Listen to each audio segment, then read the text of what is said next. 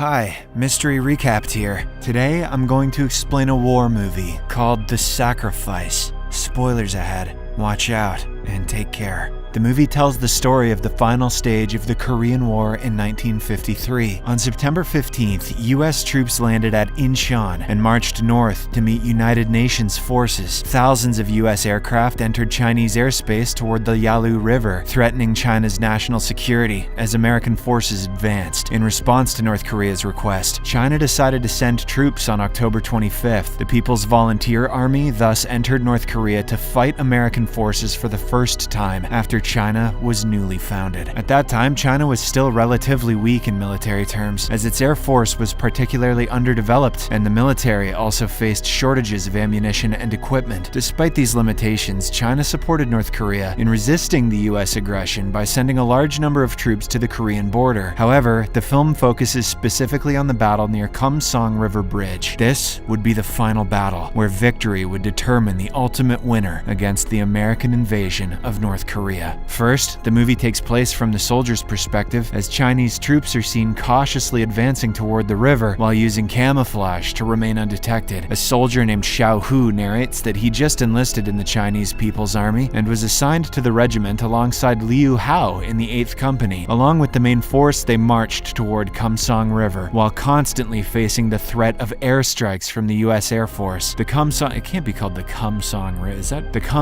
River became the greatest obstacle preventing the Chinese troops from reaching the front line, since the bridge they built is repeatedly bombed by the U.S. Air Force. Crossing the river directly is not possible because the water is deep and the current is strong. Along the riverbank, gunners are stationed to defend the area and protect the soldiers responsible for repairing and maintaining the bridge. Later, the soldiers of the 8th Company continue advancing cautiously. Suddenly, they stop when a whistle is blown, warning them that an enemy reconnaissance aircraft is flying overhead. Their female radio operator quickly tries to contact the engineering unit to get an update on the bridge's condition. Soon after, the sound of bombing is heard as the bridge comes under heavy attack. While Chinese troops rush to repair the damaged structure, a gunner fires at a B-26 bomber and successfully shoots one of the aircraft down. They celebrate as the plane is completely shot down, while the remaining aircraft retreat back toward their base. The officer on the radio orders them to stay where they are because the bridge collapsed after the bombings. The soldiers have no choice but to stop and wait for the next orders from the commander. Liu Hao, who is obsessed with earning a military medal, pressures the commander, Lieutenant Gao, to allow him and Xiao Hu to search for another route forward. However, the lieutenant firmly refuses, insisting on discipline and strict adherence to orders. Shortly after, Gao is approached by a soldier who informs him that the troops must reach the Kumsong River Bridge before 6 a.m. Their unit is scheduled to cross last and must help the engineering troops if the bridge is damaged again. Next, Gao orders all of his squads to gather their gear and prepare to repair the bridge, but not long after, their position is spotted by U.S. forces and comes under heavy, long-range artillery fire, causing further damage to the bridge. As a result, the radio operator is unable to receive signals from Chinese troops. The commander orders her to head to the bridge, while Liu and Xiao Hu climb to a higher position to re-establish communication. Meanwhile, Chinese troops resume repairing the bridge, but soon a whistle signals that another enemy aircraft is approaching. This time, it targets the plantation where the gunners are positioned. Fortunately, the Katyusha rockets of the Chinese army strike deep into American positions, creating a critical diversion. During this time, Gao and his troops continue assisting the engineering unit in repairing the bridge. He contacts Liu Hao and Xiao Hu, who are at the top of the hill, to help monitor for enemy reconnaissance planes. The radio operator then states that the company can cross the bridge in about 10 minutes because the wooden repairs on the bridge are almost completed. Shortly after, the bridge is eventually repaired and soldiers begin crossing. However, the scout plane soon reappears overhead. In a shocking twist, the gunners start lighting fires around their position to draw the aircraft's attention toward themselves. Upon seeing this, Liu Hao is stunned and realizes that the gunners plan to sacrifice themselves to engage the enemy aircraft, hoping to buy precious time for the soldiers to cross the bridge safely. So Liu Hao rushes towards the bridge to help with the repairs himself, but before he can reach there, several delayed action bombs explode beneath the water, destroying a large section section of the bridge. Several soldiers who were volunteering to repair are gravely injured in the blast, including Lieutenant Gao. A devastated Liu Hao tries to help him, but the lieutenant tells him to focus on the mission instead of worrying about him. Even in his final moments, he orders Liu Hao to ensure that the bridge is repaired every time it is damaged, no matter the cost. Amid the crisis, only one gunner remains alive and continues fighting bravely. He manages to hit the aircraft, but several larger bomber planes are already overhead, preparing to destroy the bridge. Liu Hao is not afraid and stands firmly as a massive explosion occurs, creating a huge blast. In the second segment, the movie shifts to the perspective of the American pilots who were flying reconnaissance and bombing the bridge. We are introduced to Pilot Hill and his partner Pilot Colin, who have just finished bombing the bridge and dropping delayed action bombs. Although the Chinese military industry is still far behind, the American pilots are surprised by the Chinese army's determination as they refuse to give up on the building and repairing of the bridge under heavy bombardment. Suddenly, while they are flying calmly in the air, one of the anti-aircraft guns opens fire and attacks Colin's plane. Colin is shot down and loses his life, while a devastated Hill is forced to fly away because his plane runs out of ammunition. Not long after, Hill returns to the area, accompanied by another pilot, Smith, and is shocked to see that the bridge is repaired again. Hill becomes furious and wants to avenge his dead friend, but Smith tries to calm him down. Exhausted from the fighting, Hill orders long-range artillery fire using M155 howitzer units to attack the main Chinese troops and destroy the bridge. In the next scene, air traffic control launches M155 artillery attacks on the bridge and the surrounding area. Smith confirms the collapse of the bridge to the superiors and prepares to return to the base. Suddenly, Hill turns back and informs Smith that he has some personal business to finish. Hill then attacks the anti-aircraft gunners blindly, firing at their positions without clear targets. However, he is also brutally shot by a Chinese soldier during the battle. Long story short, an injured Hill flies back toward the base with Smith, but on their back, Chinese Katyusha rockets strike and destroy the US frontline base. Hill becomes furious after seeing the destruction and realizes that many of his fellow soldiers are likely dead or wounded. He decides to make the Chinese forces pay, so even though he is repeatedly ordered to return immediately, he refuses the command and turns off his radio. Next, Hill sees shots being fired into the sky as if he is being challenged to a deadly aerial duel. He spots the flames illuminating the enemy gunner's position, which exposes their location. Hill now begins circling the battlefield as one of the gunners opens fire from the other side. Bullets fly relentlessly between the two sides as they engage in a fearless duel. Even after being struck by long-range fire, Hill continues fighting and manages to kill several Chinese soldiers. Next, Hill thinks he has won and reports to the anti-aircraft command that the bridge and enemy defenses have been destroyed. Soon, hidden underwater bombs are triggered and explode, severely damaging the bridge. Despite this, Chinese troops quickly return and begin repairing again. After this, the Americans send larger bomber planes to continue the attack, and they're frustrated because the bridge keeps being repaired every time it's destroyed. Hill is injured by a bullet but feels determined to keep fighting, so he attacks again and fires at the Chinese defenses. He manages to hit targets, but the large bomber has already released its bombs over the bridge. Next, we see the third segment of the film, which takes place from the perspective of the anti-aircraft gunners. They are Sergeant Zhang and Sergeant Guan, who are tasked with protecting the bridge from American aircraft attacks. While observing the Chinese troops repairing the bridge, Sergeant Guan is approached by Sergeant Zhang, who informs him about their AA guns. These heavy weapons require many soldiers to operate and are very important for defense. However, because Guan was caught smoking during battle, he was demoted from command and his troops are now led by his subordinate, Zhang. Even though Zhang now leads the unit, Guan still struggles to accept his demotion and often behaves as if he were still in command. The gunners only have 2 heavy anti-aircraft weapons, and they must hide one of them because Zhang does not want enemy reconnaissance aircraft to discover their weapon locations. Because if the enemy knows their positions, it would be very dangerous and would greatly limit their defensive movement as they have limited ammunition. The first heavy weapon is held by Guan on the open corn, and the second undisclosed heavy weapon is held by Zhang in the hidden area. This morning, the engineering company repairs the bridge, and Guan orders the signal tower operator to raise the flag to allow troops to cross the bridge. At the same time, 2 bomber planes appear in the sky, and the anti-aircraft gunners quickly prepare to fire. A few moments later, the first explosion hits the bridge. One of the gunners tries to shoot the reconnaissance plane, but the target is out of range of his weapon. Sergeant Guan becomes annoyed because the gunner cannot fire effectively, so he takes control of it himself. He successfully shoots down one of the reconnaissance aircraft, which turns turns out to be the plane of pilot Colin. This event becomes the start of his growing resentment toward the enemy air forces and the war. While Guan is firing at the second plane, Zhang refuses to reload the ammunition and keeps reminding him that there are only 28 rounds left. When Guan asks why he did not reload the ammunition, Zhang responds that he is not the company commander. So Guan scolds him, saying that although he is only a private, he is still senior to many soldiers here. An annoyed Zhang then steals Guan's tobacco powder and runs to the hidden anti-aircraft gun located in the bushes. Later, Zhang returns to the first AA gun position, but Guan asks him to return and guard that gun as well so they can fire at enemy aircraft together. However, Zhang refuses and suggests that they should switch positions instead. He further explains that the current position is compromised and it is too dangerous for Guan to stay there, but Guan argues that this location has a clear line of sight and allows him to fire without obstacles. Zhang insists that Guan should not be stubborn and should save his life for when the troop crosses the river. Guan feels touched, but still refuses to leave and asks if Zhang can give him 10 missiles, to which the latter agrees. Feeling emotional, Zhang gives Guan some corn as well and then leaves to take position at the second anti-aircraft gun. After a few moments, the guards hear the sound of approaching enemy planes again, so Zhang immediately blows his whistle and rushes to his firing position to prepare for another attack. However, instead of aircraft, the attack comes from long-range American artillery fire, targeting the main troops and the bridge. It hits several soldiers with explosive shockwaves, and the second round of artillery fire strikes the bridge, causing serious damage. The gunners cannot do much because the attacks are coming from long-distance artillery units, and one of the shells nearly destroys Zhang's position. After the attack stops, the Chinese engineering troops quickly move forward to repair the bridge again. That night, Zhang notices something strange and immediately blows his whistle to alert everyone to be on guard. His instincts are correct, and soon they hear a reconnaissance plane flying overhead. The plane begins firing at Guan's position, and Guan tries to return fire, but his shots do not hit the plane, and he continues firing until his ammunition is completely exhausted. Refusing to give up, he keeps using the available weapon to fire at the aircraft, but unfortunately,